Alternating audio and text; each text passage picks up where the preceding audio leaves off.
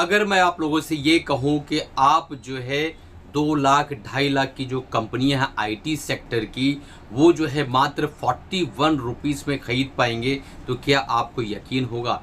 HCL जैसी technology की जो कंपनियां हैं, टीसीएस जो है, विप्रो है, कोफोर्ज है, मात्र 41 रुपीज़ के अंदर अगर आप चाहें तो उसके अंदर निवेश कर सकते हैं। तो आज का जो टॉपिक है इसी जो है बहस पर रहेगा और हम देखने वाले हैं कि वो कौन सी कंपनियां हैं और कौन सा जो ईटीएफ है जिस पे हम निवेश करें तो हमें आज की मार्केट में जो सिचुएशन बनी हुई है मार्केट की, एक अच्छा रिटर्न आने वाले दिनों में मिल सकता है।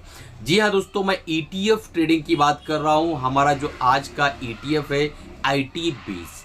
अब आप कहेंगे कि IT20 जो है ये क्या होता है, इसके अंदर क्या चीज़ें होती हैं? तो देखिए दोस्तों, ईटीएफ जो है एक एक्सचेंज ट्रेडेड फंड होता है जिसके अंदर बहुत सारी कंपनियों को जो है मिलाकर एक गुच्छा बनाया जाता है, इसीलिए इसका नाम जो है IT20 रखा है। 20 का मतलब होता है छत्ता गुच्छा। तो अंगूर के गुच्छों की तरह बहुत सी कंपनियों को मिलाकर एक ETF तैयार होता है। तो आज अगर आपको सेफ्टी भी चाहिए और बहुत बड़ी बड़ी कंपनियों के अंदर अगर आपको निवेश भी करना है तो मात्र वाहिद जो रास्ता है वो ETF का है, जो रिटेलर्स के लिए बहुत बढ़िया है। तो आज हम IT20 के ऊपर कंप्लीट जानकारी देने वाले हैं, समझाने वाले हैं कि किस तरीके से, किस लेवल पे और किस तरीके से ये काम करता है और इसके फंडामेंटल्स क्या क्या है। तो बिना स्किप किए देखिए ताकि आपका हार्ड अर्न मनी आप सही तरीके से प्रॉपर डिसीजन लेके काम कर सके दोस्तों। तो चलिए शुरू करते हैं। इससे पहले मैं शुरू करूँ कि हमारा 11 अगस्त को ETF trading program live Zoom पर होने वाला है। बहुत चंद सीटें बची हुई हैं। अगर आपको इनरोल करना है तो नीचे नंबर आ रहा होगा, तुरंत इनरोल कर लो ताकि संडे के दिन आप लाइव जूम पर मेरे साथ आकर 3.5 घंटे का जो हमारा सेमिनार होने वाला है, जिसे हम वेबिनार कह सकते हैं, उस पर मैं आपको पढ़ाने वाला हूँ, कंप्लीट स्ट्रैटेजी देने वाला हूँ, सिखाने वाला हूँ। तो कैसे आपको इनरोल करना है, सारी जानकारी आप नीचे व्हाट्सअप नंबर पे आपको मिल जाएगी। चलिए शुरू करते हैं। इससे पहले आगे बढ़े, अगर आपने चैनल को अभी तक जो है सब्सक्राइब नहीं किया है तुरंत सब्सक्राइब कर लो, बेल बटन दबा दो ताकि जब भी नए वीडियोस आए आप लोगों तक पहुंच सके, आप उससे फ़ायदा उठा सके। हमारा टेलीग्राम का चैनल बिल्कुल फ्री है, नीचे डिस्क्रिप्शन में लिंक है, आप उसको ज्वाइन कर लो। आपने देखा कि IT20 आज लगभग 1.5% के आसपास करेक्ट हुआ है। तो क्या ये करेक्शन कंटिन्यू रहने वाली है या यहाँ पर जो है रुकावट आ जाएगी? इस चीज़ को समझने के लिए आपको समझना होगा इस चार्ट को अगर आप उठाएं तो एक चीज़ आपको बहुत बढ़िया समझ में आएगी कि IT20 की जो जर्नी स्टार्ट हुई जनवरी 2022 के अंदर, इसकी प्राइस थी 41.13। वहाँ से एक बहुत अच्छा करेक्शन इसके अंदर आया और इसने एक डीप बनाया 7/2022 यानी जुलाई 2022 के अंदर इसने 27-28 का एक बॉटम आउट बनाकर वहाँ से जो ऊपर की तरफ निकला और 33 तक गया। फिर अगेन एक करेक्शन इसने किया और 9/2022 को इसने 27-28 का स्तर फिर से टच किया, यानी दूसरी बार ये बॉटम बनाया और उसके बाद वहाँ से फिर से 33 पे बाउंस हो गया।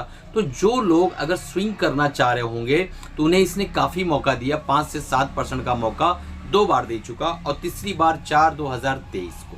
2023 में 28 का स्तर फिर से इसने टच किया और तीसरा बॉटम बनाते हुए वहाँ से 33 पे गया और 33 के बाद 2024 के अंदर इसने फिर एक करेक्शन ली और वहाँ पे 41 के आसपास तक पहुँचा और 41 के पहुँचने के बाद ये आप देखेंगे जून 2024 में 41 के आसपास पहुँचने के बाद फिर एक करेक्ट हुआ और 35 तक आया। तो इतनी बार ये करेक्ट होता हुआ धीरे धीरे एक राउंडिंग बॉटम बनाता हुआ 35 तक अगेन करेक्ट हुआ 2024 जून को और आज हम 2024 जुलाई में हैं, अगस्त में है, 2024 अगस्त में, यानी 2 महीना आगे। तो 35 से ये भागता बिल्कुल रेस के तगड़े घोड़े की तरह पहुंचा ये जो है लगभग 43-44 पे जुलाई अगस्त के अंदर और वहां से फिर करेक्शन शुरू हुई, अगेन ये 41 पर आया हुआ है। तो अब अगर टेक्निकली देखा जाए, सही तरीके से इसको प्रॉपरली देखा जाए तो 41 जो है इसका एक बहुत अच्छा, बहुत मजबूत सपोर्ट जो है बनता हुआ नज़र आ रहा है। अब इसमें क्या काम करने लायक है या नहीं करने लायक है, मैंने बाय किया है या नहीं किया है, इन सारे सवालों का जवाब इसी वीडियो में मिलने वाला है, तो देखते रहिए। अब सवाल ये पैदा होता है कि ठीक है भाई, आप कह रहे हैं कि 41 इसका सपोर्ट बन सकता है, तो क्या इसके फंडामेंटल्स भी इसको सपोर्ट कर रहे हैं? तो उसको देखने के लिए हम चलते हैं फंडामेंटल पे। तो अगर आप यहाँ देखें तो इसका तो एसेट अंडर मैनेजमेंट है 2387 करोड़, यानी 2387 करोड़ का ये फंड मैनेज करते हैं। Nippon India ETF Nifty IT, इसके अंडर में जो IT बीस चलता है और P32.17 के आसपास का है। एक्सपेंस रेशो आप देखेंगे तो 0.22% है। अब एक्सपेंस रेशो क्या है, ढेरों सारे वीडियो मैंने बना रखे हैं, मौजूद है, आप जाकर देख सकते हैं। छोटे स्तर पे हल्के फुल्के में बता देता। एक्सपेंस रेशो का मतलब ये होता है कि जब भी आप माल खरीदते हो उसके बाद बेचते हैं तो आपके ऊपर एक खर्चा आता है, उसके ऊपर जो फंड मैनेजर को, जो इसको मैनेज कर रहे हैं, उनके पास जाता है 0.22%। जिस तरह म्यूचुअल फंड के अंदर जो है आप जो है एग्जिट लोड देते हो, उस तरीके से इसको मान के चलो।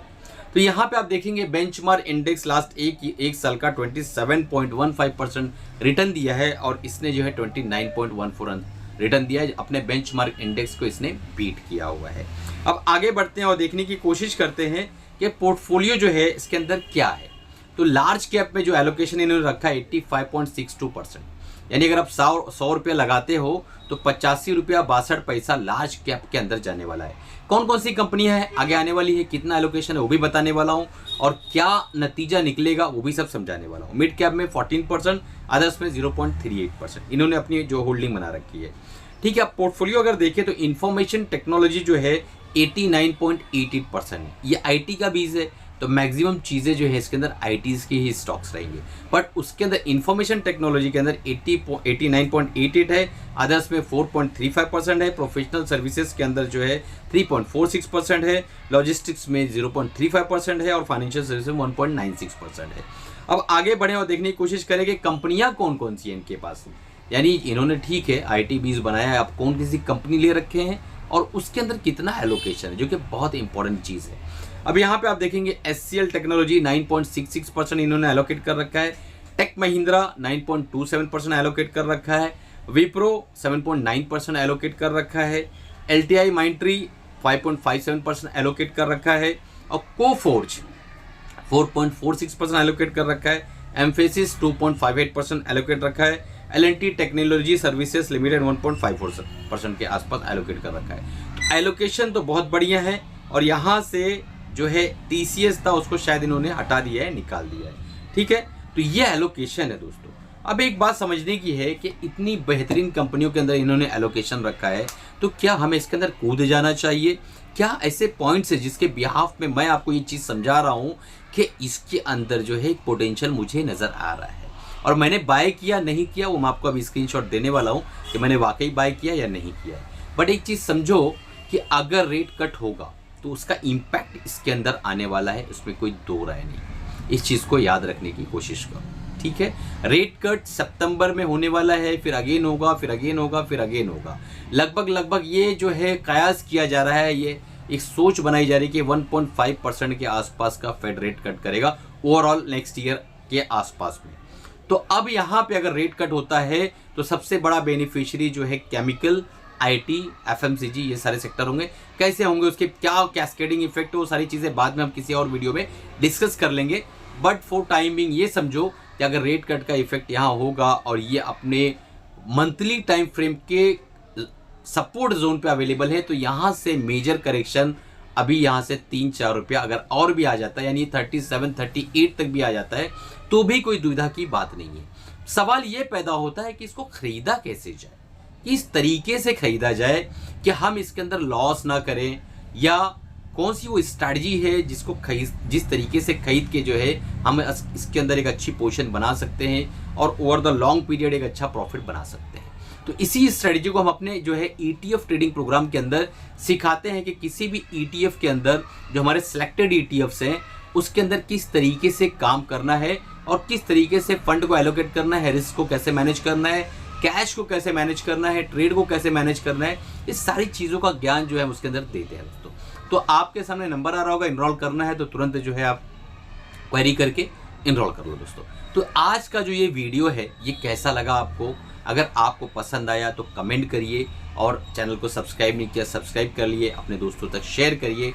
और दोस्तों ये जो चैनल है ये स्पेशली मैंने जो है डिज़ाइन किया है, बनाया है लोअर मिडिल क्लास और मिडिल क्लास के लोगों के लिए, ताकि वो प्रॉपर तरीके से ETF को सीख के कंसिस्टेंट प्रॉफिटेबल बन पाए, धीरे धीरे सही, कम ही सही, लेकिन प्रॉफिटेबल रहें।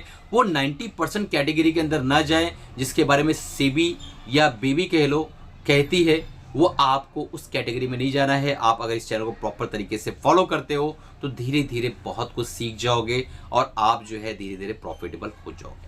अब इंपॉर्टेंट डिस्क्लेमर कि इस वीडियो के अंदर जो भी मैंने डिस्कस किया, जितनी भी कंपनियों को डिस्कस किया गया है, वो कंपनियों के अंदर मेरी तरफ से कोई भी बाय सेल रिकमेंडेशन नहीं है। अगर आपको कोई भी काम करना है अपने फाइनेंशियल एडवाइजर से राय मशवरा लेके फिर काम करिएगा। तब तक कोई कमाते रहिए, खुश रहिए, अपना और अपनी फैमिली का ख्याल रखिए।